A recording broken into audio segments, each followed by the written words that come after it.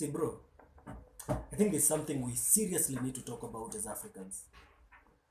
For the longest time, since time in memorial, since the recorded history of the Africans, we've chosen to stand divided in our differences, in our cultural differences. In so many ways, we've fucked ourselves up by not standing in unity and in love. And I feel it's time that we review ourselves and realize that of all the races in the world as per now, it's we black people who every single time fall divided. Every single time. You see, the Asians stand together. The white people stood together to colonize Africa despite their differences. And that's why I was really hurt when Kanye West made the statement that slavery was a choice. I couldn't understand how a black man could make such a statement. And I started researching. I started trying to understand why would he think like that. And so I started reading history that was recorded pre-colonially and during the colonial time.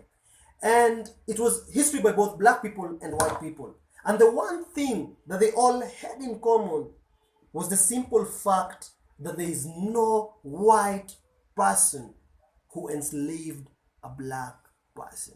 No single white person. The only crime, if we could call it crime, that the white man committed was creating a ready market for slaves. It was we Africans who stood against our black brothers. We stood against other Africans. We attacked their villages, took their men and sold them to the white man as slaves. And today we're all laying the blame on the white man. We don't want to take responsibility of our differences. You realize that we're now 56 years after independence. And we're still colonized. We're still working in a system that was introduced to us by the white man.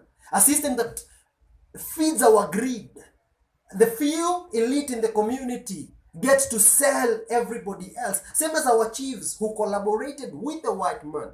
They would be given a letter and they would go to the homesteads and grab the children of fellow Africans and sell them as slaves. It's unthinkable. But when you look at the situation today in my country, our leaders are selling us to China by the day, but we stand in ignorance. All we do is rant on social media, play angry, make jokes about it, but we do nothing. And you know why? Because the black man has no history of standing together. That is why today politics is dividing us. The story, instead of asking questions about the management of the resources that we have in the country, we're more worried about Ruto becoming the president in 2022. I really don't understand why.